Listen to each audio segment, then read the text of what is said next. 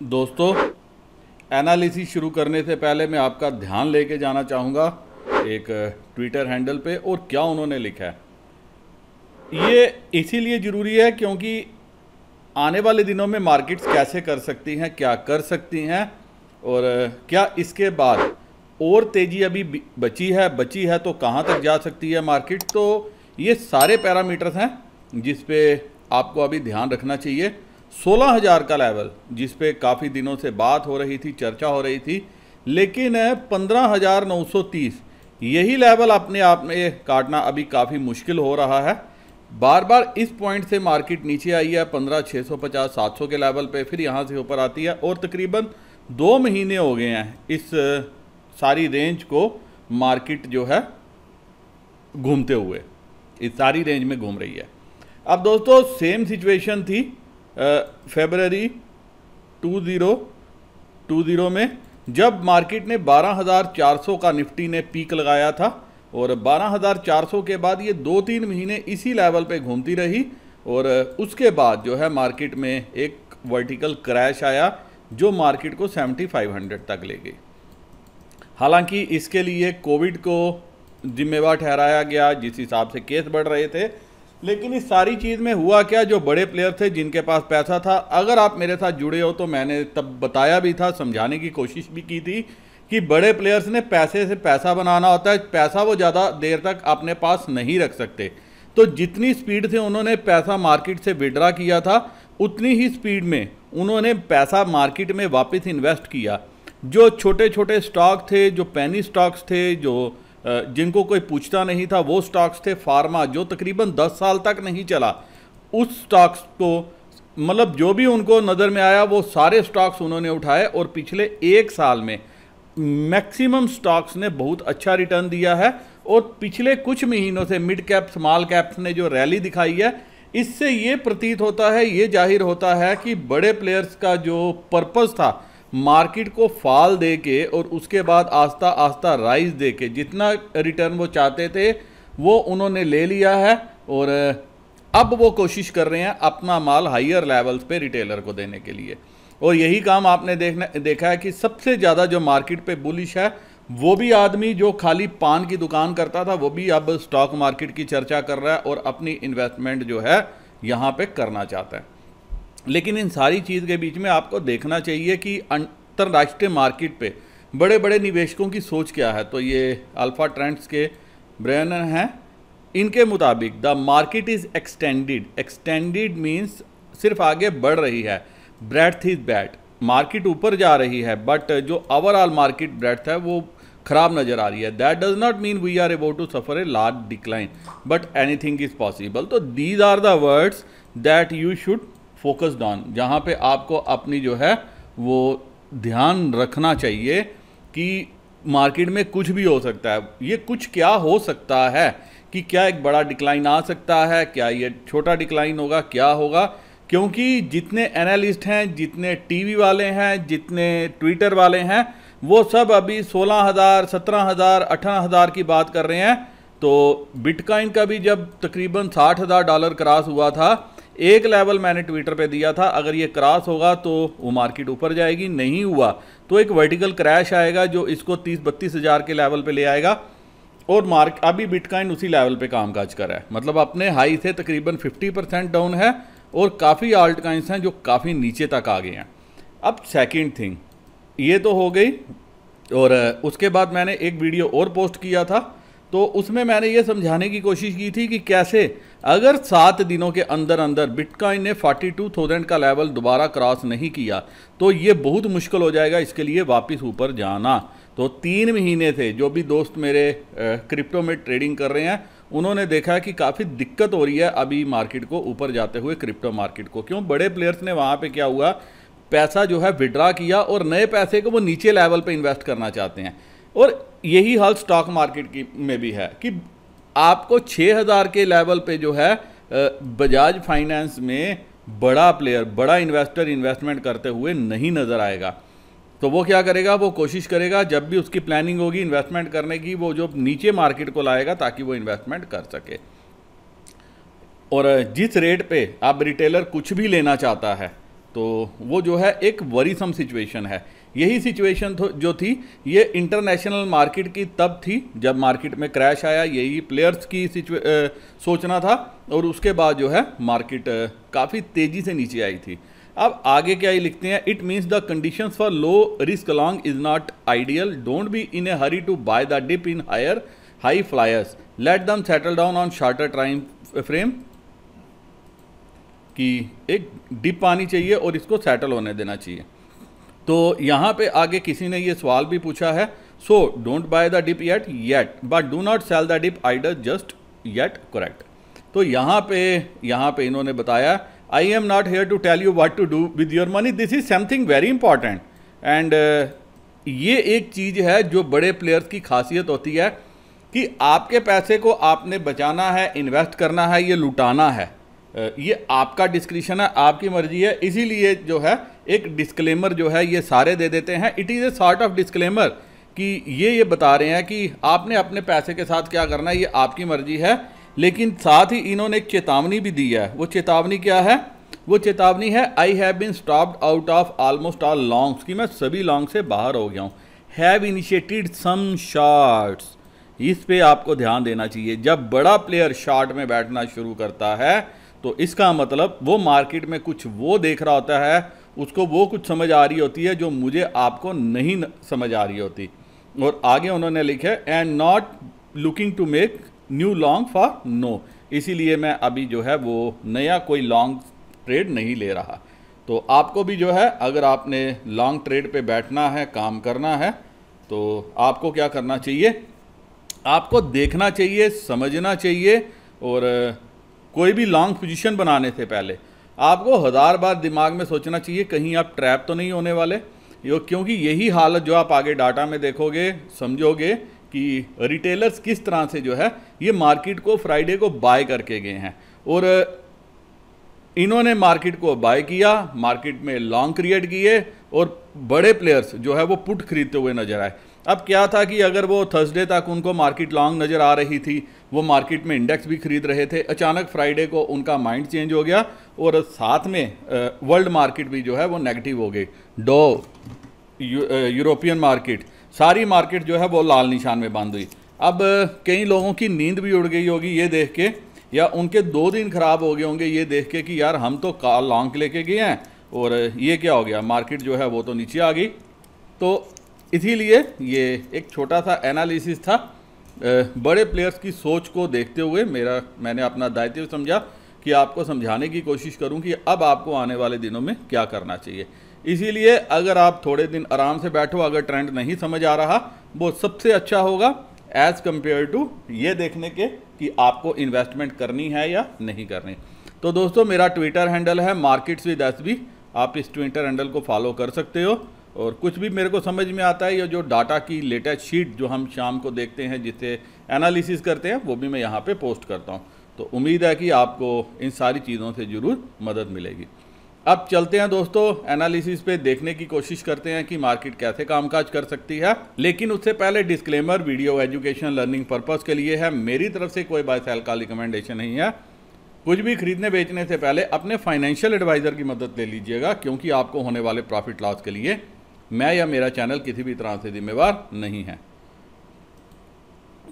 अब दोस्तों यहाँ पे आप देख सकते हो रिटेलर बुलिश पोजीशन लेके गया है, एफआईआई बीरिश पोजीशन लेके गया है, pros bearish to mix position बोलेंगे क्योंकि कॉल बेची है, पुट खरीदी है, इंडेक्स फ्यूचर जरूर खरीदा है।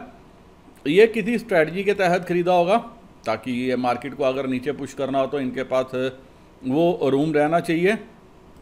और डीआईआई भी बीरिश पोजीशन लेके गया है। अब नेट बेसिस पे क्या हुआ है, रिटेलर थोड़े से इंडेक्स इन्होंने कवर किए हैं, 2719 कंट्रैक्ट इन्होंने शॉर्ट क्लोज किया। अब इनके पास 7934 कंट्रैक्ट हैं। डीआईआई इसके पास 51,200 कंट्रैक्ट हैं। एफआईआई इसके पास 53,538। आप देखिए 13,000 कंट्रैक्ट इन्होंने यहाँ पे कम कर लिए हैं। और प्रॉस के पास 5,556 कंट्रैक्ट यहाँ पे इन्होंने लॉन्ग किए हैं। अब कॉल में क्या हुआ है, एफआईआई ने अपना नंबर कम किया है, 1,04,894, 1,04,894 इनके पास अभी लॉन्ग है। तकरीबन 16,000 कंट्रैक्ट इन्होंने कम कर लिए हैं। DIIs नंबर में कोई मेजर चेंज नहीं है। FIIs 9,837 कंट्रैक्ट इन्होंने माइनस किया, मतलब ये कॉल बेच चुके हैं। और क्लाइंट्स 95,458 95,458 कंट्रैक्ट इन्होंने राइट किए।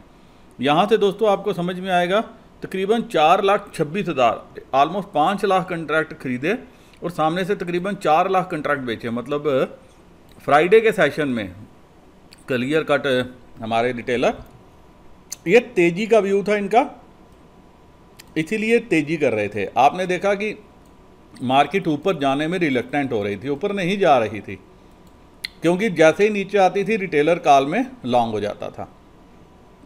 अब पुट साइड में रिटेलर ने नंबर फिर बढ़ा दिया है, 2,31,798 2,31,798 कंट्रैक्ट हो गए हैं।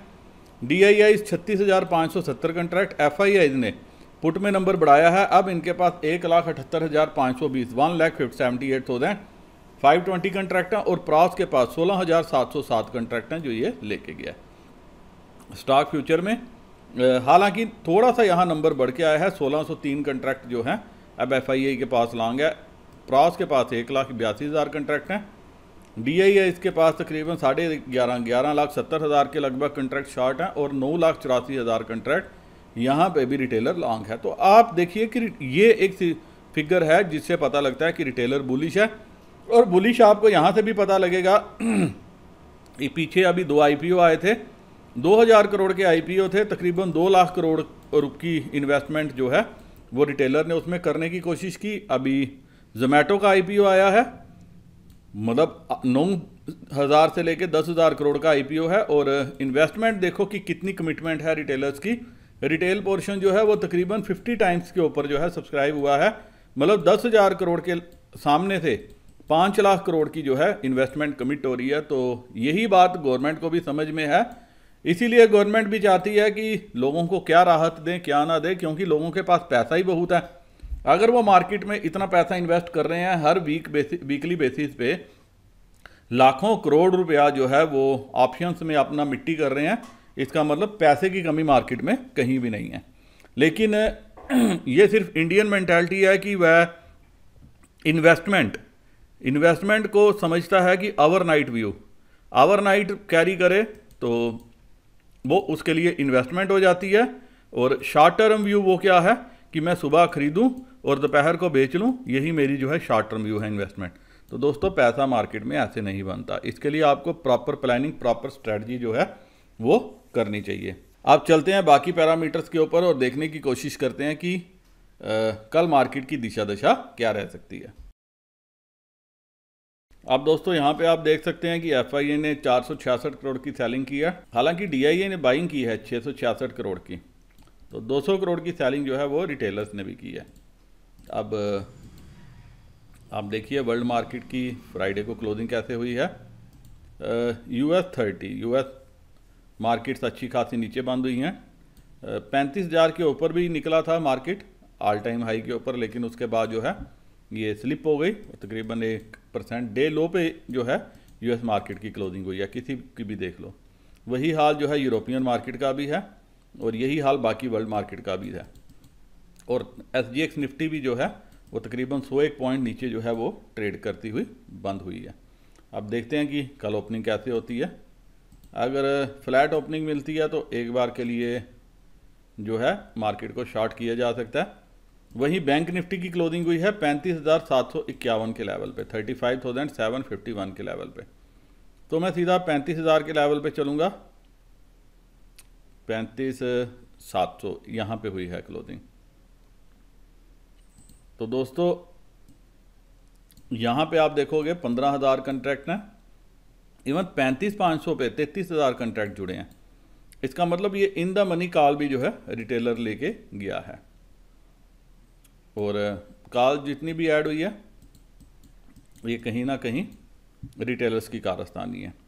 लेकिन FII भी कॉल होल्ड कर रहा है, तो मैं ये समझ के चल सकता हूँ ये कॉल जिसका प्रीमियम ज़्यादा है ये शायद कॉल FII के पास भी हो सकती है, ये उन्होंने भी लॉन्ग की हो। लेकिन सामने से अगर ये कॉल आप देखोगे ये सारी एडिशन जो है ये रिटेलर की तरफ से हुई है, और अप टू 36,500 तक। वहीं पुट जो है 36,100 पे एडिशन है, 35,000 पे अनवाइंडिंग है। लेकिन यहाँ तक ये जो पुट आपको नज़र आ रही है, ये समझ में आ रहा है कि ये रिटेलर ने ही राइट की है, क्योंकि पुट उनकी तरफ से राइट है। तो कल के लिए रेंज क्या रह सकती है? 36,000 जो है वो रेजिस्टेंस है।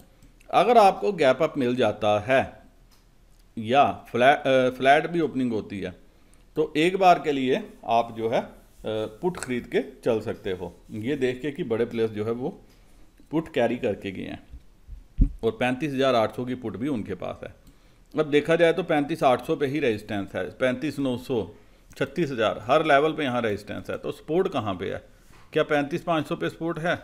लेकिन अनवाइंडिंग यहाँ पे भी नहीं हुई, और यहाँ पे एडिशन बड़ा अच्छा है, ये एक सरप्राइजिंग है। तो कहीं ना कहीं 35,500 पे मार्केट को सपोर्ट लेना चाहिए। लेकिन अगर 35,500 के नीचे ओपन होती है, 35,350 के नीचे जाती है, तो फिर आपको कहीं ना कहीं ये फास्ट मूविंग 35,100, 200 की तरफ जाते हुए नज़र आएगी। तो दोस्तों अभी हम सिर्फ 9 ट्रेडिंग सेशन बचे हैं मेरे पास जो मंथली एक्सपायरी के हैं। तो अगर मार्केट को ऊपर जाने में दिक्कत हुई तो एक बार के लिए, अगर इस बार इसने नीचे का लेवल शुरू किया पकड़ना, तो ये नीचे की तरफ तेज़ी से स्लिप कर सकती है, अगर 1-2 दिन वर्ल्ड मार्केट और नेगेटिव रही तो। इसीलिए आपको उस पर भी ध्यान रखना चाहिए। जो ब्रॉडर रेंज है वो 35,000 से लेकर 36,000, 36,100 कुछ ये रह सकती है कल के लिए। अब अगर गैप डाउन हो जाती है और ओवरसोल्ड लेवल के आसपास मार्केट आपको नज़र आती है, तो आप एक बार के लिए कॉल ट्राई कर सकते हो। लेकिन ट्राई कहाँ करनी है? वर्ल्ड मार्केट को देखते हुए 750 -300, 450, 450 के लगभग, क्या 35,450 के लगभग कॉल बनेगी? मैं थोड़ा सा वेट एंड वॉच करूंगा, तकरीबन 15-20 मिनट, ये देखने की कोशिश करूंगा कि डाटा कैसे बिल्डअप होता है। क्योंकि अगर तो फ्लैट ओपनिंग मिलती है या 36,000 के आसपास मिलती है, 35,900, 36,000 के आसपास, तब हम जरूर 36,000 की पुट ये ट्राई कर सकते हैं। लेकिन अगर हमें नीचे 35,400, 450 के आसपास मिलेगी, तो मैं 15-20 मिनट 10 बजे तक डाटा फॉर्म होने का जो है वेट करूंगा। फिर अकॉर्डिंगली जहाँ पे मुझे डायरेक्शन मिली मैं वहाँ पे ट्रेड लेने की कोशिश करूँगा। क्योंकि अभी ट्रेड लेना इंपॉर्टेंट नहीं है, इंपॉर्टेंट है थोड़ा सा कैपिटल प्रिजर्व करना, और साथ में इंपॉर्टेंट लेवल देखना कि वहाँ मार्केट कैसे बिहेव करती है। तो उस हिसाब से 35,000, 34,900 ये एक लेवल है जिस पे आने वाले दिनों में आपको नज़र रखनी चाहिए। और इसी लेवल के आसपास अगर खुलते ही ये लेवल एक बार के लिए तेज़ी से नीचे की तरफ कटता है, तो फिर आगे कहीं मार्केट 35,200, 35,100 इस लेवल को रिस्पेक्ट कर सकती है। और अगर खुलते ही इस लेवल के ऊपर आ जाती है 35,500 के ऊपर, तो एक बार के लिए 35,700, 800 इस लेवल की तरफ ये वापस जाने की कोशिश कर सकती है। तो आपको डाटा पे नज़र रखनी है, लेवल्स पे नज़र रखनी है, और जिस हिसाब से आपको लेवल समझ में आए, मार्केट की कंडीशन समझ में आए, क्योंकि लाइव मार्केट में डाटा कैसे फॉर्म होता है वो बहुत बड़ा काम करेगा मार्केट की फर्दर डायरेक्शन बदलने के लिए। अब नेगेटिव देख के रिटेलर ऐसा भी हो सकता है कि पुट में बैठ जाए, जो हमने कई बार देखा भी है। वो खुलते ही इतनी पुट ले लेगी, उसके बाद मार्केट आपको ऊपर आते हुए नज़र आ सकती है। तो मार्केट में एनीथिंग इज़ पॉसिबल। तो इसीलिए आपको इंपॉर्टेंट लेवल्स पे, डाटा पे, सब पे नज़र रख के आपको ट्रेड लेना चाहिए। कहीं इस लेवल की तरफ आती है तो एक बार के लिए आप इन द मनी कॉल 35,000 की कॉल जो है वो ट्राई कर सकते हो। अब निफ्टी क्या कर सकती है? 15,923 इस लेवल पे निफ्टी की क्लोजिंग हुई है, तो मैं सीधा 15,900 पे चलूँगा। 15,900 पे 32,000 कंट्रैक्ट हैं, 11,000 ये खाली परसों ही जुड़े हैं, फिर 15,950, 16,000, हर तरफ अच्छी एडिशन है कॉल्स में, आप देख सकते हैं। और ये सारी कॉल जो है हमारे रिटेलर लेके गए हैं। इवन थोड़ा थोड़ा नंबर यहाँ पे भी है, यहाँ पे भी राइटिंग हुई है। अब 15,900 पे ही 45,000 कंट्रैक्ट हैं पुट में। हालांकि मार्केट की क्लोजिंग इसके ऊपर हुई थी, जो डाटा को देख के तो एक बार के लिए लग रहा है कि